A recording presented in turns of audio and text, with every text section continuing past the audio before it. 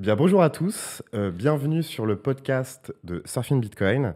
Comme vous le savez, on a lancé cette nouvelle série de podcasts maintenant de manière hebdomadaire. Donc tous les dimanches, retrouvez le podcast Surfing Bitcoin avec de nouveaux invités. Et aujourd'hui, j'ai l'honneur de recevoir Pierre Noisa. Bonjour Pierre. Bonjour Jonathan. Je suis très heureux de te retrouver pour ce podcast. On se connaît depuis très longtemps. Tu as été speaker à plusieurs reprises à Surfing Bitcoin. Tu es donc CEO de Pemium. Tu es évidemment connu aussi pour ton expertise au niveau énergétique. Et on va évidemment en parler dans cet épisode parce que justement, je voulais revenir sur l'importance finalement et le lien qu'il y a entre énergie et Bitcoin. Mais avant ça, vu que tu es un pionnier, un OGs du Bitcoin, j'allais dire boomer, mais je ne veux pas te vexer. Est-ce J'assume. que tu peux très rapidement nous rappeler en fait ton parcours, d'où tu viens, mais surtout ce qui intéresse nos auditeurs et ce qui m'intéresse moi personnellement, c'est ta transition vers Bitcoin en 2011 et la création de Pemium, et nous dire justement comment était perçu Bitcoin à ce moment-là, parce que tu devais paraître pour un extraterrestre ou un illuminé. Donc commençons par cette question-là, si tu le veux bien. Eh bien, avec plaisir, Jonathan. Écoute, ce qui m'a amené à Bitcoin, finalement, c'est mon parcours professionnel, puisque je travaillais dans les systèmes de paiement.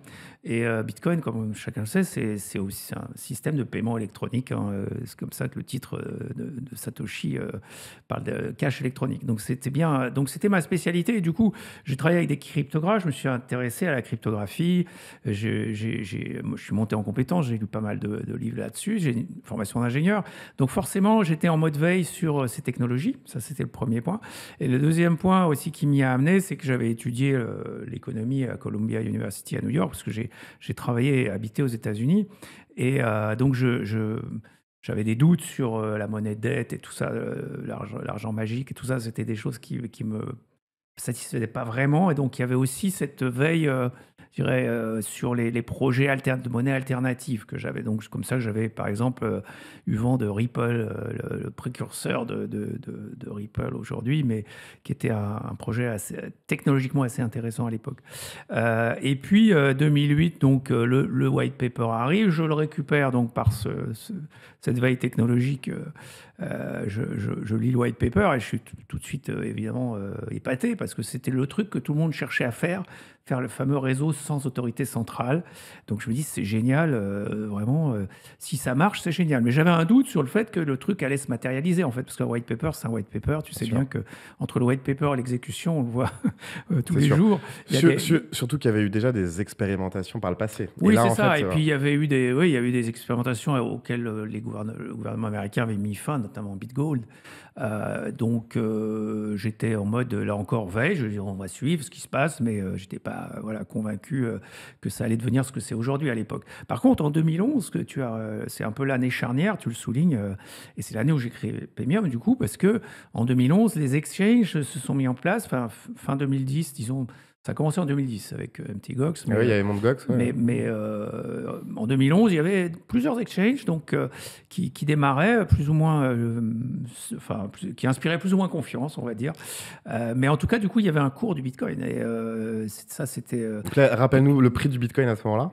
On était entre 1 et 5 dollars à Incroyable, l'époque. incroyable. Donc, effectivement, le prix commençait. Donc, on avait ce qu'on appelle une infrastructure de marché avec un exchange. Donc, on avait un prix. Et ça, quand on voyait l'évolution du prix, on se disait, mais oui, ils sont passés de 1 à 10. Je me souviens, en 2011, il est passé de 1 à 10 sur une bulle, un article dans Forbes Magazine qui a fait que qui a parlé de Bitcoin. Donc, pour la première fois, d'ailleurs, je pense que c'était un des tout premiers articles dans la presse généraliste, enfin, financière généraliste. Et donc, il n'était plus permis de douter que ça allait être important. Et au point que, moi, je cherchais à quitter Orange. À l'époque, je travaillais chez Orange sur les systèmes de paiement, les DRM et tout ça. Je cherchais à quitter, à faire ma propre société, si tu veux, dans le secteur de Ok. la tech. Et là, Bitcoin est devenu une évidence parce que c'était la techno vraiment excitante. En plus, il y avait de la spéculation dessus, enfin, les gens commençaient à s'y intéresser vraiment. Donc, j'ai convaincu Gonzague, mon associé, à ce moment-là, qu'on se concentre exclusivement sur Bitcoin. Et c'est pour ça que donc, je travaille à temps plein sur Bitcoin depuis 2011, effectivement. D'accord. Ça fait Et quelques années.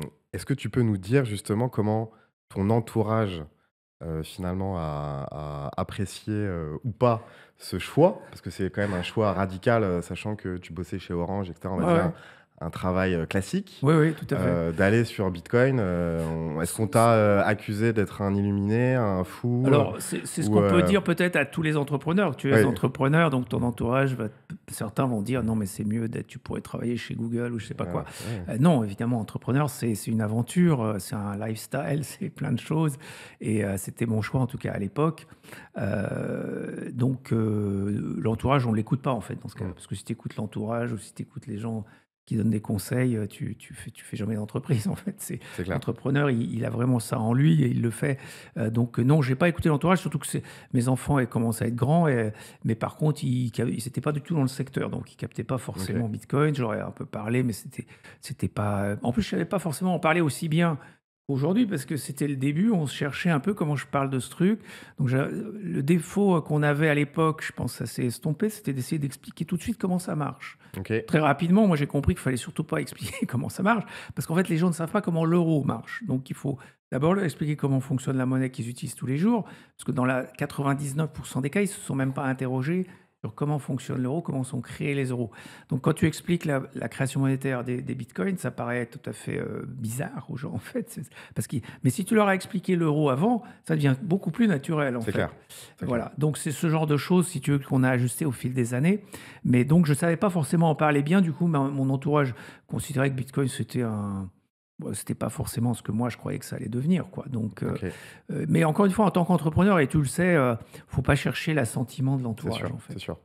Donc OK, donc 2011 création de Paymium, et comment est-ce que tu as réussi à acquérir tes premiers clients? Parce que, pour toute, entreprise, il faut, bah, forcément faire parler de soi, potentiellement essayer de trouver, des relais dans la presse. Ouais.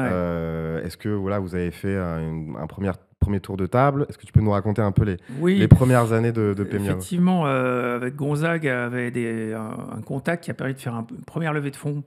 Effectivement, fin 2011, début 2012, tout à fait début 2012. Et du coup, on a eu un peu de trésor. Bon, on parle de voilà, quelques 100 000, 200 000 euros. C'était pas, voilà, c'est de l'amorçage, comme on dit, hein, du capital d'amorçage. Par contre, ce que ça nous a permis de faire, c'est effectivement d'acheter des bitcoins à l'époque, donc en 2012, et ce qui nous a donné la trésor en fait pour tout le reste, les 15 années qui ont suivi. Donc ça, c'était un événement important. Après, la levée de fonds suivante, c'était en 2015, donc on a un peu ramé parce que normalement, tu fais une levée de fonds l'année d'après, tu vois, quand tu Bien lèves sûr. de l'amorçage, ta levée de fonds, il faut qu'elle intervienne au bout d'un an et demi. Mais là, on a attendu 2015, donc ça a été quand même un peu long. OK. On commençait, et franchement, 2015 était une année assez particulière parce que le Bitcoin, c'était un bear market. Le Bitcoin était flat. De mémoire, on était à 250 ou 500 euros. OK. Donc mais surtout, c'était flat. Si tu veux. C'est ça qui faisait un peu peur. Parce que quand c'est flat, tu te dis, bon, ça progresse plus, qu'est-ce qui se OK. passe? Et là, on a réussi à convaincre donc un venture capitaliste.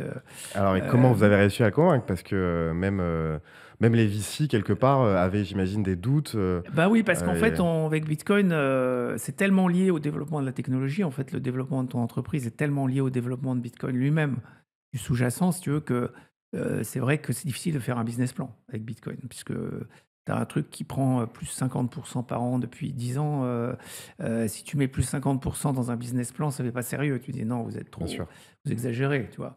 Et si tu le mets pas, bah, t'as pas les moyens en fait de suivre, parce que tu vois ce que je veux dire. Oui, très bien, ouais, ouais. Donc, on est vraiment dans cette difficulté quand tu fais un pitch d'un business Bitcoin, en fait. C'est que le truc est tellement fort que si toi, t'es pas si ton investisseur adhère pas à la thèse, en Bien fait, sûr, tu bien sûr. peux pas Mais lui. sauf que, est-ce que vous aviez déjà des premières métriques entre 2011 et 2015 de croissance de clients, de croissance de volume? Oui, il y avait une Euh, croissance, mais c'était pas suffisant. Il n'y a pas une traction suffisante pour, si tu veux, lever des montants importants. Et d'ailleurs, si tu veux, ce qui s'est passé historiquement à l'époque, c'est que donc Kraken, des grosses plateformes ont démarré un peu à ce moment-là, hein, à peu près au même moment. Sauf qu'eux, ils ont eu des angel investors. C'était des individus, c'était pas des fonds qui ont mis de l'argent chez eux. Et comme ces individus étaient convaincus du futur de Bitcoin, ils ont mis de l'argent et ils se sont développés beaucoup plus rapidement.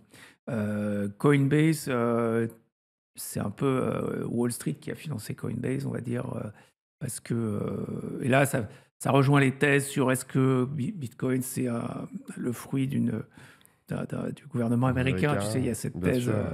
Ou qui de se la balade. CIA Parce même, que en c'est vrai fait. que le financement de Coinbase, qui à la même époque dont on parle là, a levé quasiment 1 milliard, en fait, en plusieurs levées, mais ils ont levé de mémoire, c'était 800 millions de dollars, pendant que nous, on essayait de lever Bien quelques sûr. millions à Paris. Eux, ils ont levé dans le même temps à peu près 1 milliard, parce que je pense que les Américains, effectivement, là, il y avait de l'argent. C'est comme ça qu'ils financent Palantir. Enfin, Bien ils sûr. savent que le numérique, c'est stratégique. En fait, c'est la différence, Bien je dirais, sûr. entre les Européens et les Américains. C'est que les Américains ont bien compris que le numérique est complètement stratégique et que donc, à un moment, il faut sortir le carnet de chèques et ça rapporte, ça paye. Bien sûr. En France, on considère que c'est une industrie comme les autres, ce qui est une grave erreur, évidemment. Et donc, du coup, 2015, cette levée de fonds, et comment tu as réussi à convaincre les VC, justement? Parce que finalement, s'il n'y avait pas de metrics Je pense que business c'est... qui étaient... Ouais, c'est ça. C'est voilà. pas la métrique, Qu'est-ce qui a... c'est Ouais, l'équipe. c'est l'équipe. C'est Ok. l'équipe. Je pense on a eu un bon contact avec New Fund, donc Ok. notre fonds d'investissement qui a investi chez nous, qui nous a fait confiance. Et puis le produit, parce qu'on construisait un exchange, donc c'était une époque où il y avait vraiment besoin de construire des infrastructures de marché comme ça. Et on était le player français de référence un petit peu à l'époque. Ok. Donc je pense que c'est ça qui nous a permis de conclure avec eux. Mais il faut savoir que les autres ne comprenaient rien à Bitcoin. Bah, Donc, j'imagine. Et même quand la- tu dis les autres, c'est même, j'ai envie de dire, le monde entier, une et même bonne les partie, ouais. observateurs.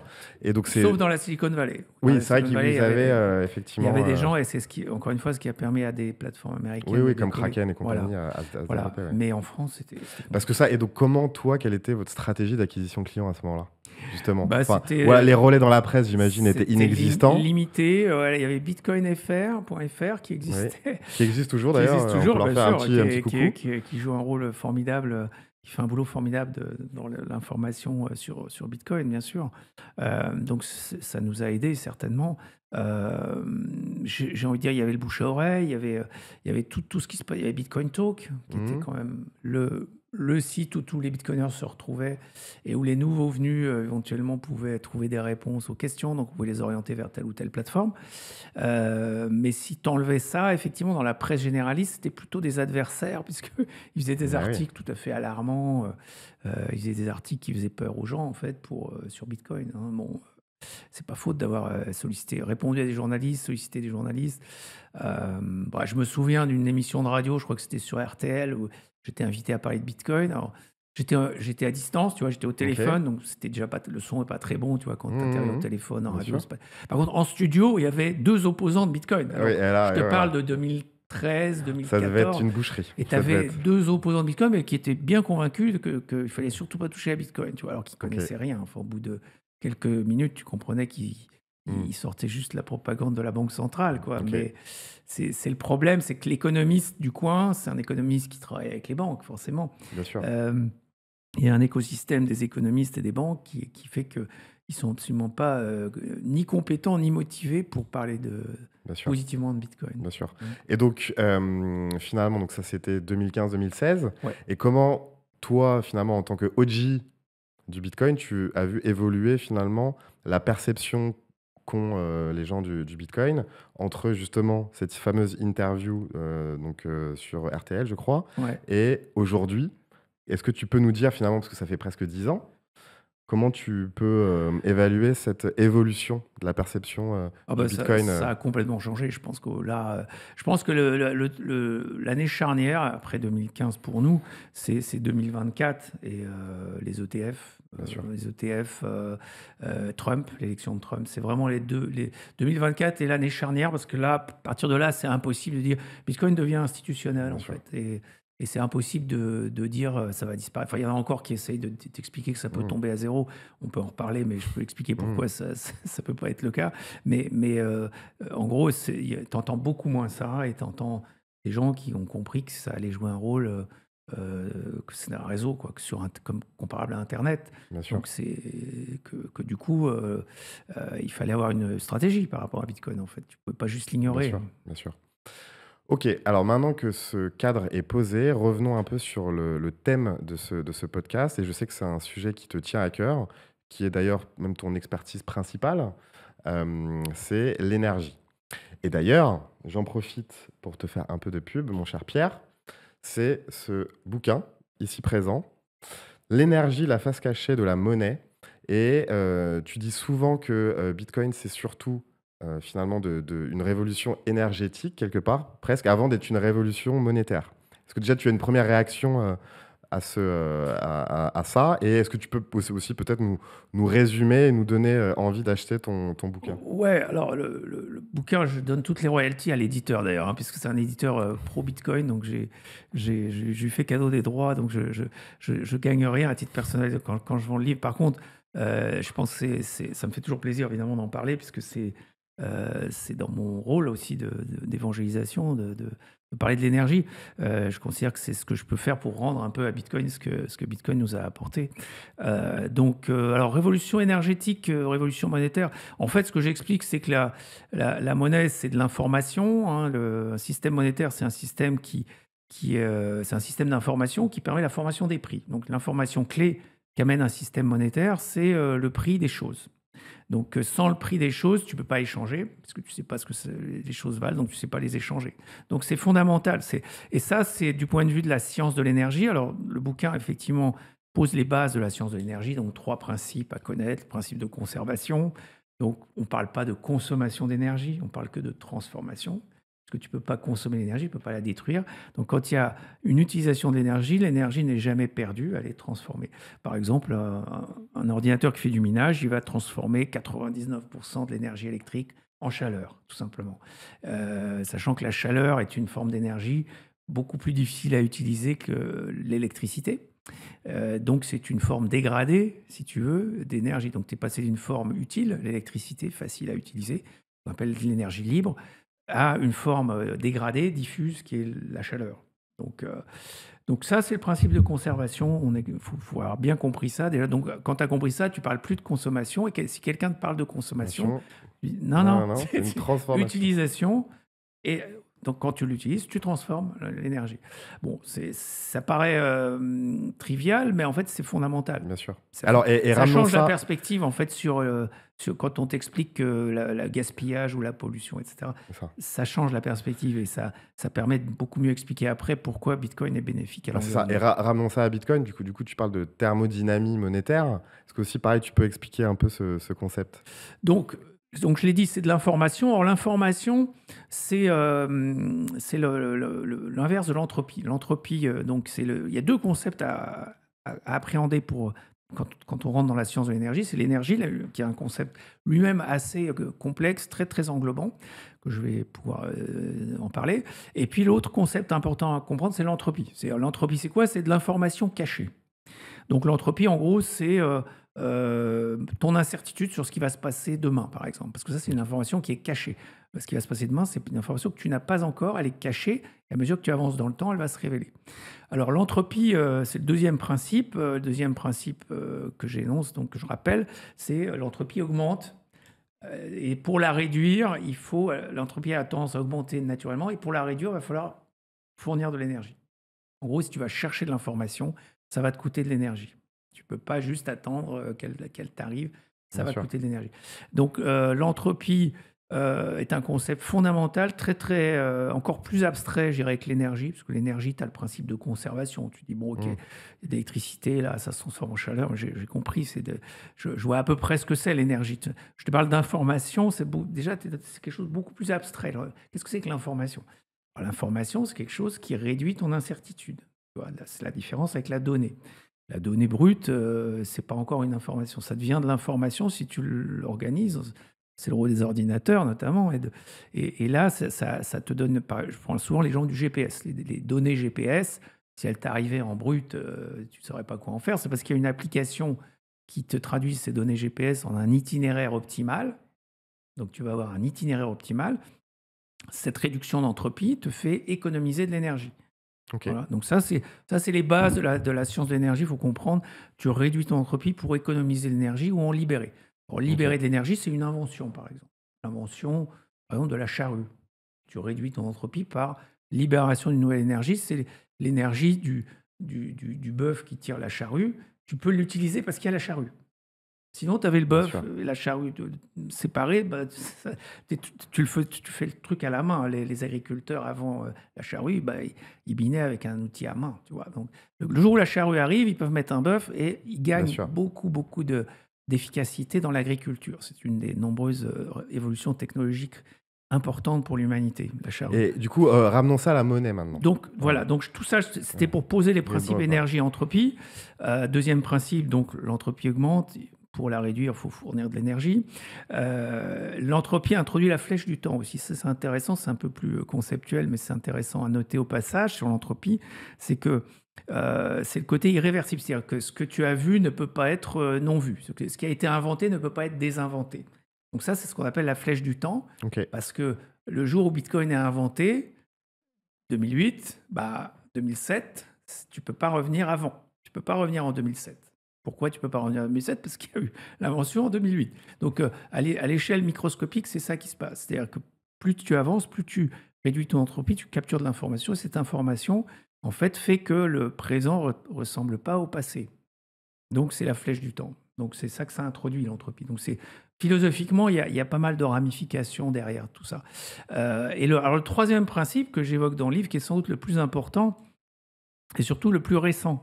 Les deux principes que je viens de t'évoquer là, si tu veux, c'est des principes qui remontent au 19e siècle et au 18e pour la conservation, même, on peut dire, avec Lavoisier.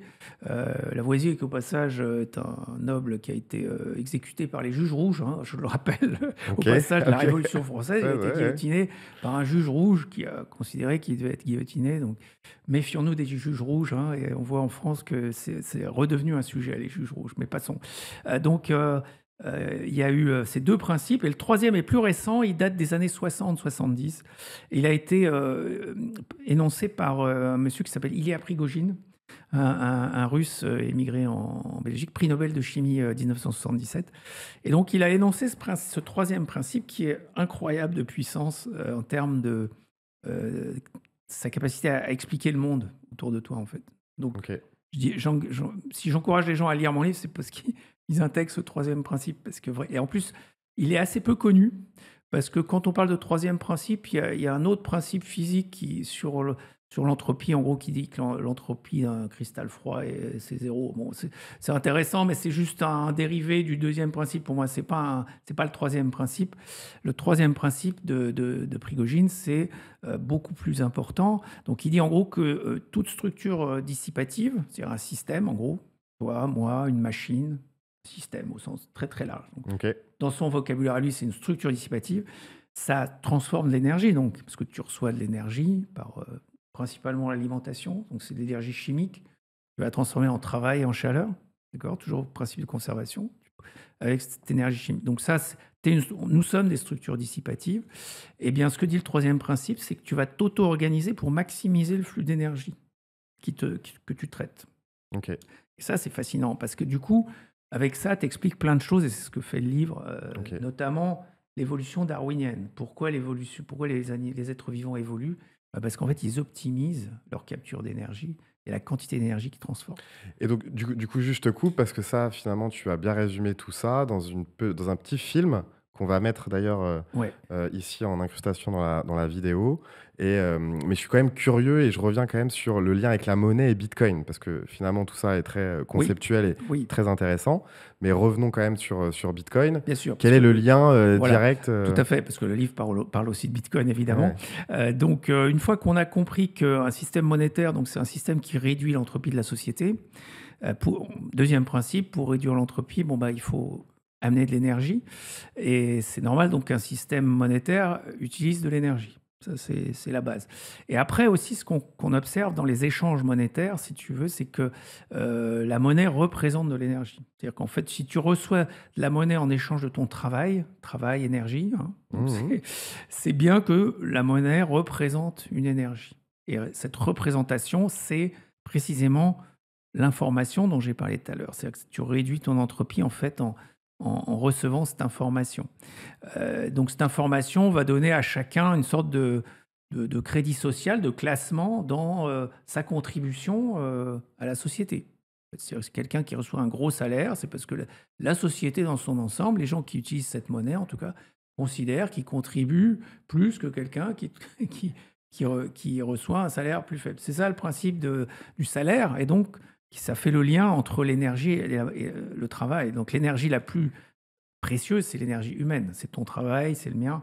C'est pas l'énergie qui sert à chauffer la pièce, par exemple. Mais Et donc, donc, donc c'est là où on en vient peut-être à la preuve de travail de voilà. Bitcoin. Du coup, si cette monnaie représente une énergie, la question c'est comment est-elle conçue pour représenter l'énergie. Donc, dans le cas de Bitcoin et de l'or, que on connaît tous aussi, c'est clairement une preuve d'énergie, puisque dans le cas de l'or, tu as une pièce qui, tu sais qu'il a fallu beaucoup travailler pour la fabriquer, extraire l'or, fondre la pièce, l'amener jusqu'à toi, etc. Donc, la pièce d'or est une preuve d'énergie, tout le monde comprend ça. Bitcoin, c'est aussi une preuve électronique, donc avec une preuve mathématique qu'il a fallu de l'électricité pour fabriquer la pièce de Bitcoin. Donc, dans les deux cas, on a une preuve. Et dans le cas de l'euro, alors, du coup, il n'y a pas de preuve d'énergie. Donc, en fait, dans l'euro, il y a quelqu'un qui s'est engagé à rembourser un prêt. Parce que l'euro, comme ceux qui nous écoutent le savent peut-être pas, mais il y a une création monétaire par le crédit. Donc, très simplement, la banque fait un jeu d'écriture où elle écrit, si on prend un exemple, un prêt de 10 000 euros par exemple, elle écrit 10 000 euros, plus 10 000 euros sur le solde de ton compte, donc ça c'est son passif, parce qu'elle te doit cet argent, et elle écrit 10 000 euros donc à son actif, parce que tu as signé un contrat où tu t'engages à rembourser 10 000 euros. Donc ça c'est à son actif. Donc actif, passif, équilibré, on a mis 10 000 dans chaque colonne, et 10 000 euros de plus circulent maintenant dans l'économie, magiquement. On a juste fait un jeu d'écriture. Ça, c'est l'euro. C'est le concept, effectivement, c'est important de rappeler Ouais, je cette préfère base. le rappeler parce Bien que sûr. c'est évident pour nous qui sommes à temps plein dans Bien les sûr, mais questions effectivement, c'est monétaires, pas mais forcément évident pour tout le monde. ceux qui nous écoutent, c'est pas forcément le cas. Donc voilà, je veux rappeler ça. Et du coup, la promesse de remboursement, c'est ça l'énergie L'énergie. de l'euro. C'est une promesse. Donc différence entre preuve et promesse. D'ailleurs, Ok. le livre, je voulais l'intituler La promesse et la preuve. Parce que effectivement, c'est la grosse différence entre les deux systèmes monétaires. C'est l'un est une preuve, l'autre est une promesse. Alors, les promesses, comme tu le sais, c'est plus facile à faire que des preuves. Trouver une C'est ça. preuve, c'est beaucoup plus compliqué que faire une promesse. Et c'est là où on en revient à l'innovation d'Adam Back et cette preuve de travail. Ouais. Est-ce que tu peux aussi peut-être Du coup, expliquer l'invention d'Adam Back, c'est créer une preuve mathématique que de l'électricité, qu'il a fallu donc faire dépenser de l'énergie, de l'électricité, en l'occurrence pour un ordinateur. Donc, tu as la preuve mathématique parce que pour faire ce calcul, tu sais qu'il a fallu dépenser telle quantité d'énergie, utiliser telle quantité d'énergie. Donc ça, c'est Adam Back, effectivement, qui a utilisé ce système. Alors, dans son invention à lui, qui précède donc Bitcoin, c'est pour ça que Satoshi l'a cité, parce que c'était avant. Je ne suis même pas sûr que Satoshi avait le détail d'ailleurs du système que Hashcash qu'avait Oui. inventé Adam Back. Mais Hashcash, en gros, c'était mettre une preuve de travail sur les emails pour éviter le spam. Donc, en gros, si tu devais dépenser quelques centimes d'électricité pour envoyer un mail, c'était vérifiable, et sinon le mail passait pas. Donc, du coup, alors pourquoi? Parce que le business model du spam, c'est que c'est envoyer énormément de mails. Donc, 2 centimes sur des millions de mails, ça fait tout de suite beaucoup d'argent, et du coup, ça Non. dissuade les spammers. Donc ça marchait très bien sur le papier, sauf que pour faire ça, tu as compris que la preuve de travail de Hashcash, il fallait qu'il y ait le prestataire du email qui la vérifie, enfin Bien sûr. il y a eu un travail de vérification et il fallait embarquer donc les fournisseurs d'email dans le truc et c'est là où ça a coincé parce qu'il y a des... Pourquoi? D'ailleurs, c'est intéressant parce que Ouais. la solution à Back coûtait rien. En gros, c'est des logiciels libres comme Mmh. Bitcoin. Et il y a des gens qui vendent des logiciels anti-spam. Eh oui. Donc, les gens qui vendent des logiciels anti-spam, on fait barrage, on dit aux prestataires du mail, oh non, on vous fournit le truc, vous n'avez pas besoin de ça, en gros, hein. Du Et coup, donc en tout cas et donc du coup, ça ne s'est Satoshi pas déployé. L'invention voilà. d'Adam Back n'a jamais été vraiment déployée. Alors, Satoshi, en tout cas, a bien compris, l'intérêt et l'utilité et l'a intégré évidemment dans c'est dans ça. le protocole, Bitcoin. Et est-ce que tu peux nous dire concrètement en quoi consiste le proof of work de Bitcoin? Donc, c'est simplement un calcul de hash d'une collision hein, avec une cible. Donc, en gros, on dit le hash, il doit rentrer dans une cible, alors qu'un hash, comme chacun le sait, c'est complètement aléatoire. Et donc, du coup, il faut faire beaucoup d'essais pour arriver à atteindre la cible qui est, en gros, faire que le hash, si on le traduisait numériquement, il serait inférieur à un seuil. Voilà, un seuil. Donc, il a beaucoup de zéros, leading zeros, hein, comme on dit en anglais. Il y a beaucoup de zéros au début du hash parce qu'il est inférieur numériquement à une valeur de seuil. Donc ça c'est le principe de la preuve de travail dans Bitcoin. Et du coup, effectivement, faut dépenser. Plus tu veux de zéros au début du hash, plus il Plus faut tu dois dépenser dépenser l'énergie. d'électricité. Et donc c'est pour ça qu'on dit que le réseau Bitcoin est un des réseaux les plus sécurisés parce qu'aujourd'hui le hash rate, Ouais, j'ai même plus les chiffres, c'est ça. Ouais, mais ça évolue de manière c'est quasi énorme. Ouais, ouais, exponentielle, c'est ça. et effectivement, il faut allouer énormément d'énergie Exactement. pour sécuriser le réseau Alors, énergie et du matériel. et du matériel. C'est l'autre fait qui est important à réaliser, c'est crucial même, parce que si tu n'as pas du matériel dédié, tu pourrais imaginer tu n'aurais pas la même rareté en fait. Si tu as une rareté dans Bitcoin, c'est à la fois parce qu'il faut de l'énergie pour créer un Bitcoin, il faut mobiliser de l'énergie, de l'électricité pour faire tourner le réseau et créer un Bitcoin, mais aussi il a fallu investir dans de la puissance de calcul. Et Eh oui, cet investissement n'est pas copiable. bien sûr. Ça, c'est très important. Si on parle de proof of stake, il n'y a pas cet investissement dans proof of stake. Du Mmh. coup, le réseau peut être copié facilement, puisqu'il n'y a pas besoin il y a qu'à copier le code. Tu n'as pas besoin de copier le matériel du réseau. Bien Tu sûr, vois bien ce que sûr. je veux dire? Et avant de revenir au proof of stake, moi, je suis quand même curieux d'avoir ton avis et même sur l'évolution, encore une fois, vu que tu es un OGiste du Bitcoin, l'évolution de la perception des gens sur cette fameuse consommation Oui, d'énergie qui est encore aujourd'hui, à ouais, maintes fois, repris comme bien quoi sûr. Bitcoin pollue, Bitcoin dépense trop C'est ça. d'énergie. Bah ça, Quelle est, c'était. toi, ta réponse, C'est ça. Ça à vient, ça? si tu sais, tu te souviens des banques centrales hein, qui ont tout de suite compris que c'était un peu une menace, puisqu'on avait la concurrence des monnaies préconisée par Friedrich Hayek, qui commençait à devenir une réalité si Bitcoin s'imposait ou était adopté très largement. Donc ils ont essayé de freiner hein, les banques centrales. Donc ils ont trouvé il y a un employé d'une banque centrale qui a fait un site où il expliquait que Bitcoin utilisait autant d'énergie, mettons que, je sais pas, la Belgique, hein, pour donner un exemple. Ce qui est faux. Alors pourquoi c'est faux mais c'était un vrai obstacle parce que ça frappe les gens et après, c'est ce qu'on appelle la loi de Brandolini. Hein. Une fake news, il faut 10 fois plus d'énergie pour expliquer que c'est une fake news que de C'est ça. énoncer la fake news, ça coûte rien. Donc pourquoi c'est faux et c'est une fake news de dire que Bitcoin utilise autant d'énergie que la Belgique? C'est que Bitcoin utilise 0% de l'énergie qui est utilisée en Belgique. 0%. Il n'y a aucun minage qui peut avoir lieu en Belgique. Pour être rentable, tu ne peux pas miner en Belgique parce que le coût de l'électricité sera trop élevé. Donc, en fait, tu consommes 0%. Donc, c'est faux de dire que Bitcoin consommerait autant parce que ce n'est pas la même énergie, en fait. L'énergie que Bitcoin va chercher, c'est de l'énergie de surplus, donc qui est ailleurs qu'en Belgique, puisque dans un pays développé comme la France ou la Belgique, il n'y a pas de... Alors, on va voir qu'il y a des surplus, en fait, mais ils sont liés à d'autres problèmes. Mais il y a beaucoup plus de surplus. c'est là où les mineurs Bitcoin vont en général, c'est dans des pays où il n'y a pas trop d'infrastructures C'est ça, parce qu'en fait, il faut rappeler aussi que le concept du minage, c'est, encore une fois, un business. C'est là où Satoshi Oui, Nakamoto a inventé c'est quelque ça. chose Il d'incroyable. faut être Il rentable. faut être rentable. C'est ça. Donc, Tu peux c'est-à-dire que le but pas. du mineur, il doit aller chercher l'électricité la moins chère. Exactement. Sinon, il n'est pas rentable Sinon, il n'est pas rentable. et personne ne va investir, surtout dans sa société. S'il explique qu'il mine, si j'explique à un investisseur que je mine à Paris, il va me dire vous rigolez, vous payez l'électricité 3 fois plus cher que quelqu'un qui est au Congo, donc il va investir dans celui qui est C'est ça. installé au Congo. Et c'est justement pour ça, et d'ailleurs, un petit clin d'œil à Sébastien Gouspillou. Oui, j'ai pris le Congo Voilà. pas tout à fait au Ouais. hasard. Et justement, l'objectif des mineurs, ça va être, encore une fois, d'aller chercher l'électricité la moins chère. Et en général, Voilà. où est-ce que tu trouves cette électricité la moins chère? Là où il y a des surplus, où le fournisseur d'électricité, il ne sait pas quoi faire de cette énergie, parce que Exactement. justement, l'énergie, on ne peut pas la stocker, en tout cas pas gratuitement. Alors on peut pas, c'est difficile à Voilà, stocker stocker. l'électricité et c'est difficile à transporter. Voilà. Du coup, quand il y a un surplus localement, faut aller le chercher. C'est ça. Et c'est l'avantage du minage, pour ceux qui nous écoutent, c'est qu'il peut s'installer n'importe où. Puisqu'en fait, le bloc que tu as trouvé, après, tu le transmets à un pool qui est, lui peut être basé d'ailleurs à Bruxelles, pour le coup. D'ailleurs, c'est une des erreurs qui est faite par qui est une des fake news aussi, c'est de dire que les gens vont dire non, mais il y a du minage en Belgique, regardez l'IP.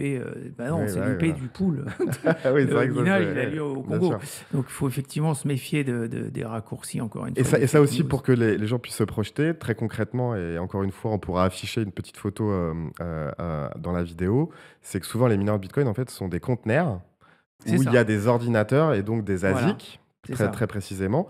Et justement, c'est là où le minage est quand même très puissant comme industrie, c'est que, contrairement à d'autres, d'ailleurs, je ne sais pas si ça existe, tu peux déplacer très Voilà. facilement, avec des guillemets quand même, Oui, oui. mais tu peux C'est déplacer transportable. relativement Voilà. facilement. C'est pour ça Et, qu'ils sont en conteneur, tu as tout à fait raison de le souligner. Ils font ce qu'on appelle de l'arbitrage géographique. C'est-à-dire qu'ils vont aller là où l'électricité. Donc ils sont capables de se déplacer pour aller chercher ces surplus là où ils sont les moins chers.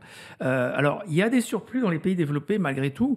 On en a parlé déjà avec Sébastien, notamment à cause des intermittents, des énergies intermittentes, puisque maintenant la lubie, c'est des politiques, c'est de dire que les éoliennes, c'est quelque chose de bien. Moi, personnellement, je considère que ça détruit les paysages et que c'est de ce fait à proscrire. Mais donc, on a des éoliennes. Et du coup, il y a de l'intermittence. Et quand il y a de l'intermittence, il y a un problème d'équilibrage de réseau. Parce que si l'offre fluctue, la demande, elle a plutôt tendance à avoir des variations lentes au cours de la journée. Et d'ailleurs, avoir il y a des eu, pics. il y a eu un exemple assez récemment, en tout cas en 2025, Ouais. où en Espagne et C'est même au ça. Portugal, Ouais. justement, il y a eu ce fameux déséquilibre qui a Ouais. créé ce fameux blackout. Alors même si on Bien ne sait sûr. pas exactement peut-être l'origine exacte de ce truc, Ouais. mais ce qui est sûr, c'est qu'il y a eu un déséquilibre. Voilà. Et le principe des blackouts, si tu veux, qui peuvent arriver, il y en a eu aux États-Unis, il y en a régulièrement aux États-Unis d'ailleurs, parce que quand tu as des énergies intermittentes et que tu as des pics de demande, en fait, ton réseau, il doit être dimensionné pour le pic. Ce qui veut dire que le reste de la journée, quand la demande baisse, tu as des surplus. Donc, éventuellement, des surplus que Bitcoin peut convertir et monétiser, ce qui permet de faire baisser la facture, évidemment, pour tout le monde, si on le fait. Alors, si on ne le fait pas en France, c'est pour des raisons essentiellement idéologiques, parce que EDF est infiltré par des gens de gauche, d'extrême gauche même, et qui considèrent que c'est péché on pourra en reparler, mais que c'est péché de faire du minage Bitcoin. Bon, Bien sûr. c'est préjugés, Bien un mélange de préjugés et d'idéologie. Donc, il y a des surplus, mais les blackouts, c'est l'inverse. C'est quand effectivement le système n'est pas assez surdimensionné, en fait. C'est-à-dire que la demande, il est surdimensionné puisqu'il est capable de faire face au pic de demande, mais là, quand le pic de demande est dépassé, là, pour le coup, il ne peut plus suivre. Donc, c'est là où tu peux avoir un blackout aussi. C'est ça. Et ça arrive régulièrement parce que c'est difficile d'avoir un réseau surdimensionné tout le temps parce que ça coûte en fait de surdimensionner Bien sûr. un réseau de production. Mais de distribution. en tout cas, pour répondre aux détracteurs sur Bitcoin pollue, ce qu'il faut bien dire à nos auditeurs, c'est que Bitcoin va chercher là où l'énergie est la moins chère. Donc, C'est ça. va chercher des surplus. Et donc, souvent, ces surplus sont dans des endroits où l'énergie créée est plutôt dite green, donc c'est-à-dire dans des barrages hydroélectriques. Oui. Dans les pays Euh, émergents, on va avoir voilà. plutôt affaire à des barrages hydroélectriques qu'à des centrales nucléaires, parce que C'est ça. évidemment, le nucléaire, c'est réservé plutôt aux pays développés. Alors que, donc, il y a des surplus avec le nucléaire à cause des intermittents. Ça, on en parlait juste à l'instant. Ouais. Puisque encore une fois, j'éclaircis ce point, c'est que les intermittents t'obligent à surdimensionner ta production nucléaire, puisqu'elle doit faire face au moment où il n'y a plus de vent. Donc, ça veut dire que ton nucléaire doit être surdimensionné. Et donc, s'il est surdimensionné, il va avoir des surplus sur les bras. Et donc, au lieu de faire du stop and tu peux pas faire du stop and go sur les centrales nucléaires comme tu fais du stop and go sur une éolienne, parce qu'il y a une inertie et ça d'ailleurs ça fait vieillir les équipements plus rapidement. Enfin, on n'a pas intérêt à faire ça. Du coup, il y a un intérêt réel à utiliser quand il y a un surplus derrière la production nucléaire, d'utiliser ce surplus. Et malheureusement, en France, on a encore une fois des idéologues qui ont empêché de faire ça, alors que je crois que quelqu'un a calculé que s'il l'avait fait en 2017, parce qu'il y avait eu une première tentative, on aurait engrangé quelques milliards. Une partie de la dette d'EDF aurait pu être remboursée. C'est vrai, alors c'est vrai que c'est un thème que je voulais aborder avec toi, et vu que tu me tends la perche, allons-y. Parce que là, récemment, on a vu qu'une des filiales d'EDF, donc Exaion, qui était qui est spécialisée dans le calcul haute performance de manière générale, et ben, effectivement, et ça je repense évidemment Sébastien Gouspillou, qui était justement à l'origine de cette demande en 2017. C'est ça. Pour justement exploiter les surplus d'EDF. Évidemment, à l'époque, alors toi tu dis que c'est pour des raisons politiques, gauchistes, etc. Je ne vais pas aller sur ce terrain-là, même si tu as probablement raison. C'est la seule explication, parce que mais en tout cas, par idéologie, ils n'ont pas souhaité donner suite à la proposition de Sébastien Gouspillou. Et effectivement, si on fait les comptes aujourd'hui, et je crois que c'est d'ailleurs Stache qui en a parlé d'ailleurs, c'est désastreux. C'est désastreux. Bien sûr. Et ce qui est encore plus hypocrite, et ça de toute façon c'était le thème que je voulais aborder juste après, c'est qu'ils ont décidé, en tout cas la direction de cette société a décidé évidemment de ne pas aller sur le Proof of Work, mais plutôt d'aller sur le Proof of Stake. Donc ça me paraît, c'est une bonne transition justement pour justement parler de cette rivalité, parce que rappelez-vous, pour ceux qui ne sont pas au courant, mais Ethereum était auparavant en Proof of Work, donc j'ai même plus exactement la date d'ailleurs du changement, mais est passé en Proof of Stake, et il y a eu cette mode du Proof of Stake parce que forcément, il y avait une réduction de 99,9% de consommation d'énergie. Donc c'est incroyable. En tout cas, sur le papier, tu te dis effectivement, historiquement, c'est incroyable. Historiquement, quand Ethereum s'est lancé, effectivement, il y avait cette promesse de passer en Proof of Stake à terme. C'était il disait ça à Vitalik parce qu'il avait bien compris qu'il y avait peut-être un coup à jouer plan marketing. Voilà. Donc, Proof of Stake, c'est simplement une preuve mathématique, mais avec zéro énergie. C'est juste la preuve que le validateur donc a des Ethers pour valider des blocs. Et plus il en a, plus il peut valider des blocs. Donc ça, c'est le principe du Proof of Stake. Et même, j'ai envie de te dire, je prends la balle au bon. Moi, je dirais que c'est même plus que du Proof of Stake, c'est du Proof of Wealth, preuve de richesse. C'est-à-dire que finalement, c'est plus tu as des stocks de jetons, c'est ça. Plus en fait tu peux... C'est ce qu'on appelle un suffrage censitaire, c'est-à-dire que tu votes en fonction de ton patrimoine. C'est ça, la preuve de richesse. Si on le présentait comme ça, évidemment, aux gauchistes, ce serait... c'est pas possible. Voilà, ce serait pas possible. Donc effectivement, c'était la promesse de Ethereum. Ils l'ont finalement fait après 7 ans, je crois, en 2021. Je ne sais plus exactement. Mais ça a pris beaucoup de temps et ils ont fait la transition. Mais il faut savoir que cette présentation de dire que c'est plus écologique ou plus vert de faire Proof of Stake que le Proof of Work ne tient pas pour les raisons qu'on vient de dire. C'est que comme Bitcoin n'utilise que des surplus d'énergie, en réalité, ça favorise le développement des énergies renouvelables dans les pays émergents parce que ça permet de financer des infras. Donc qui sont souvent de l'hydraulique, effectivement, dans les pays émergents.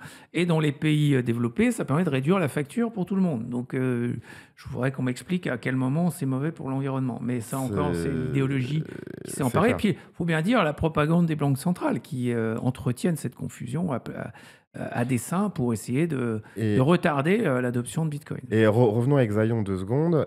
Donc effectivement, la direction générale d'Exaion avait donc refusé la proposition de Sébastien Gouspillou à l'époque.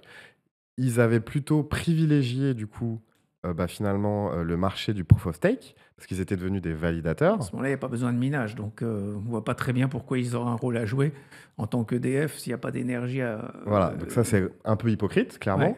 Et en fait, pour moi, le summum de l'hypocrisie est arrivé donc, en août 2025, où un des leaders mondiaux, c'est pas le leader mondial, Mara Holding, je ne sais plus exactement si c'est le leader c'est l'un des leaders du minage, bien sûr. Et donc, eux, ils sont spécialisés évidemment dans le minage de Bitcoin. C'est ça. Et là, ils ont annoncé donc en août 2025 avoir acquis, si je ne dis pas de bêtises, 70% du capital ou 65%, je ne sais plus. En tout cas, pour une acquisition à hauteur de 170 millions d'euros. Mhm. Et là, on se dit quand même, on marche sur la tête. C'est-à-dire que pendant des années en France, des entrepreneurs français ont essayé C'est ça. Ils ont d'inciter. préféré vendre à des euh, Américains plutôt que de faire travailler des entrepreneurs français. Mais c'est tellement typique. c'est incroyable. C'est là où on Incroyable. voit que l'État ne devrait pas s'en occuper, en fait. C'est-à-dire qu'il faut privatiser tout ça. Il faut arrêter que l'État s'occupe de choses qui ne sont pas régaliennes. Parce qu'on a, à ce moment-là, on sélectionne des incompétents. Parce que les incompétents dans le numérique, ils ne travaillent pas pour l'État, hein, ils travaillent pour le privé. Donc, les salaires sont bien plus attractifs. Donc, on a des incompétents ou des arrivistes qui font n'importe quoi. C'est une bonne illustration de cette situation. Donc, C'est clair. il faut aller à la tronçonneuse sur tout ce que l'État fait aujourd'hui et qu'il ne devrait pas faire, en fait. Donc, notamment, tout ce qui est énergie, il faut privatiser tout ça et ce sera bien mieux géré. Et en l'occurrence, la facture des Français sera... la facture d'électricité sera plus, plus attractive, elle Bien sera sûr. réduite s'il y a du minage Bitcoin, Bien sûr. évidemment. Revenons justement, on en a très rapidement parlé, mais moi je trouve ça très important parce qu'en fait les gens n'ont pas forcément conscience de ça. C'est justement Bitcoin comme outil de liberté économique. Il y a énormément de pays émergents qui ont bien compris ça, contrairement au gouvernement français, Bah oui, qui ont compris que finalement c'était quelque chose qui était donc un business aussi. Alors en plus qu'il y a des vertus par ailleurs, ouais, mais c'est un business qui fait gagner de l'argent. c'est ça. Donc il y a donc, notamment le Salvador qui a une industrie géothermique extrêmement développée qui investit massivement Ouais, sur le minage de Bitcoin depuis ces volcans. c'est ça. Et il y a d'autres initiatives partout dans le monde. Et donc évidemment, on peut citer encore une fois Sébastien Gouspillou, donc notamment en Afrique. Quel est toi ton regard là-dessus, justement, le rôle du mining quelque part dans l'émancipation, en tout cas dans la liberté économique de certains pays, Bah, surtout dans les pays émergents c'est d'ailleurs. ça. Bah, j'ai envie de dire que le minage Bitcoin, c'est beaucoup moins polluant que le minage de l'or, hein. Donc, effectivement, en Afrique, il y a eu des mines d'or, hein, en Afrique du Sud, tout ça, mais une mine d'or, on sait que c'est dévastateur pour l'environnement. Et plus ça va, plus ça l'est, puisque, comme tu sais, c'est vrai de tous les minerais d'ailleurs, hein. Plus ça va, plus les minerais se raréfient, donc les mines s'étendent, il faut aller chercher plus profond. Donc tout ça génère beaucoup plus de dommages pour l'environnement. Donc le minage Bitcoin est propre. C'est une industrie numérique, donc ça permet de faire monter les gens en compétences en plus. Par exemple, dans des pays où, au Congo, il n'y a pas beaucoup d'entreprises dans le numérique, dans la tech, bah, tout d'un coup, il y a des jeunes qui sont formés à faire tourner un ordinateur, un data center et tout ça. Donc Bitcoin a cette valeur sociale en plus. Ce qui me rend, moi, particulièrement effectivement critique vis-à-vis de ceux qui font la propagande des banques centrales en disant que Bitcoin n'aurait pas de valeur sociale ou des âneries comme ça. Je trouve que c'est particulièrement cynique, alors que la réalité est exactement à l'inverse. C'est Et quelque chose qui a une grande valeur Bien sûr. Et sociale dans les pays émergents. tu me fais penser à quelque chose qui me revient à l'instant là. Alors je sais plus si c'est à Surfing Bitcoin 2022. Donc Sébastien Gouspy ou encore lui était donc speaker et justement il avait fait un petit film Oui, pour montrer ce que oui, tu viens au de parc dire. du Virunga, je crois, Au bien bar sûr, du bien sûr. Virunga, il avait fait un petit C'est film une qui bonne montrait illustration. Mais c'est vrai dans l'utilité. tous les Bien sûr. pays émergents où il y a peu de business numérique, peu de data centers, et là, ça fait monter les gens en compétences. Donc, c'est bien. En plus, ça ramène des devises fortes, une devise forte, hein, qui est Bitcoin. Il n'y a pas plus fort, en fait, comme Ah, devise ouais, ouais. aujourd'hui. Et donc, ça a un effet socialement extrêmement intéressant. En plus, on peut mettre en place bancariser des gens qui ne le sont pas. Bien Enfin, sûr. on peut faire la liste de tous les avantages, les apports de Bitcoin sur le plan social, sociétal. C'est incroyable, en fait. Et c'est vrai que là, du coup, je reviens sur une dimension un peu plus politique.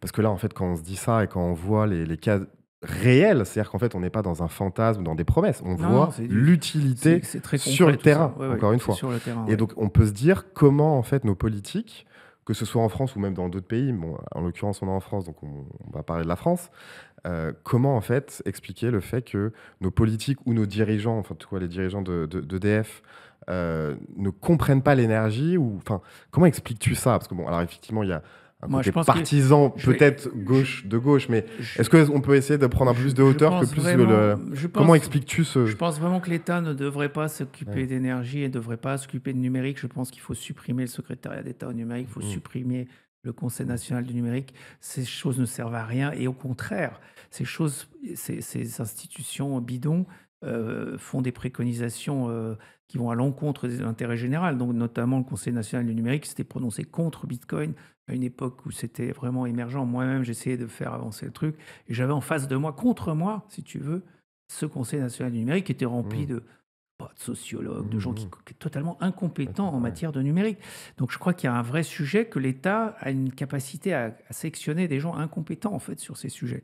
Donc Mmh. il faut il y a que le privé qui va sélectionner parce qu'il en a l'incentive, il a intérêt lui à sélectionner des gens compétents, il va sélectionner des gens compétents et pas en surnombre, c'est-à-dire qu'il ne s'agit pas de ramener la terre entière pour juger une innovation. Une innovation, par définition, c'est une petite fleur qu'il faut faire pousser. Si tu ramènes tout le monde autour, les anthropologues, les sociologues, des gens qui servent à rien sur le sujet, bah, tu tues le truc, quoi, tu l'étouffes en fait. Bien sûr, Donc bien il sûr, faut vraiment que l'État sorte de là, à la tronçonneuse, il faut supprimer ces institutions, bien sûr. privatiser EDF et Mmh. toute la production d'énergie, et tout ça marchera bien mieux, les Français paieront moins cher leur facture d'électricité. Et donc je suis évidemment parfaitement d'accord avec toi et on voit, d'ailleurs, j'en profite aussi pour, reparler d'un podcast, d'ailleurs, si je dis pas de bêtises, le premier podcast qu'on a tourné avec Yorick de Montbin sur justement, Bitcoin et politique et notamment la présidentielle de 2027 qui peut être enfin Bitcoin peut arriver,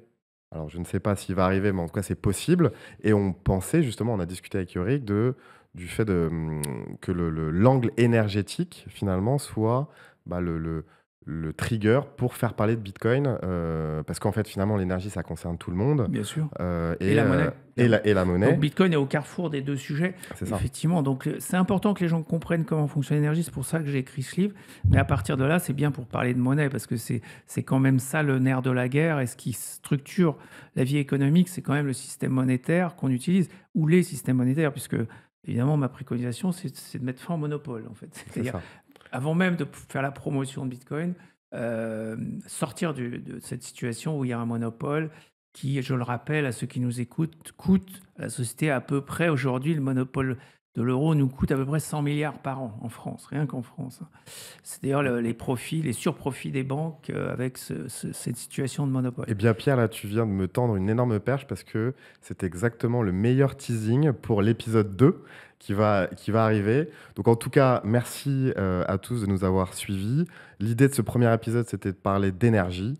Encore une fois, je vous invite à acheter ou en tout cas à vous procurer le livre de Pierre. On va vous remettre la vidéo justement explicative de ce bouquin. En tout cas, merci beaucoup Merci Pierre, Jonathan. pour ce premier épisode dédié à l'énergie. Et maintenant, passons à l'épisode 2, plutôt dédié à la monnaie. En tout cas, nous, on se retrouve la semaine prochaine, donc dimanche prochain, pour un nouvel épisode. Merci à tous.